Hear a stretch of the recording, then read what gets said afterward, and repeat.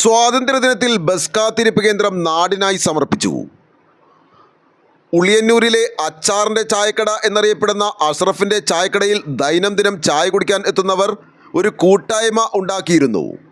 നാട്ടിലെ കഷ്ടത അനുഭവിക്കുന്ന ഓരോ രോഗികളായവർക്കും മരുന്നും ഭക്ഷണവും എത്തിക്കുക എന്ന ലക്ഷ്യത്തോടെ ഉളിയന്നൂരിലെ ഈ ചായക്കടയിലെത്തുന്ന ഒരു പറ്റം യുവാക്കൾ ചേർന്നുണ്ടാക്കിയ അച്ചാറിൻ്റെ ചായക്കട കൂട്ടായ്മ ഇന്ന് നാട്ടിലെ ഒരു ബസ് കാത്തിരിപ്പ് കേന്ദ്രം സമർപ്പിച്ചിരിക്കുകയാണ്.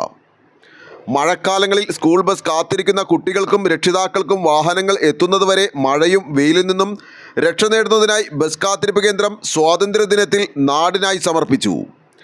ചായക്കട കൂട്ടായ്മ പ്രസിഡന്റ് രാജുവിൻ്റെ അധ്യക്ഷതയിൽ നാട്ടിലെ മുതിർന്ന പൗരൻ അബ്ദുൾ റഹ്മാൻ നാടമുറിച്ച് ബസ് കാത്തിരിപ്പ് കേന്ദ്രം ഉദ്ഘാടനം ചെയ്തു. നാട്ടിലെ മുതിർന്ന കർഷകൻ അലിക്കുഞ്ഞ് ദേശീയ പതാക ഉയർത്തി. അംഗങ്ങളെ, നാട്ടുകാരെ, ഈ വെയിറ്റിംഗ് ഷെഡ് കുട്ടികൾക്ക് ഉപകാരപ്പെടണം. എന്തറിയുമോ, നമ്മൾ മറ്റുള്ളൊരു സ്ഥാപനങ്ങളിൽ പോയി ഇരിക്കണതും ഇവിടെ വന്ന് സ്വസ്ഥമായിട്ട് കുട്ടികളെ ഇരുത്തി ബസ് വരുന്ന സമയത്ത് ബസ്സിൽ നമുക്കൊരു പേര് പറയാനായിട്ട്, ബസ് വന്നില്ലെങ്കിലും ബസ് വരും.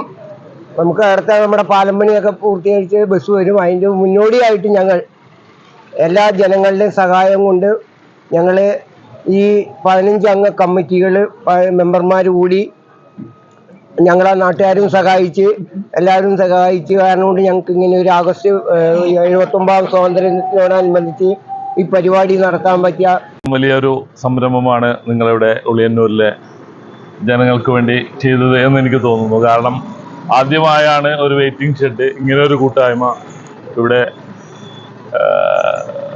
ജനങ്ങൾക്ക് വേണ്ടി സംഭാവന ചെയ്യുന്നത്.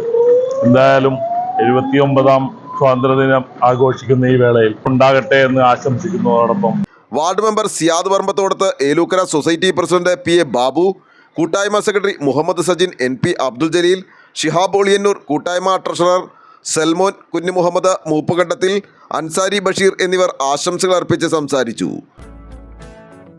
ആലുവ ലൈവ് ന്യൂസിനു വേണ്ടി സിദ്ദീഖ് കാരക്കാടിനൊപ്പം സനൂപ് കളമശ്ശേരി.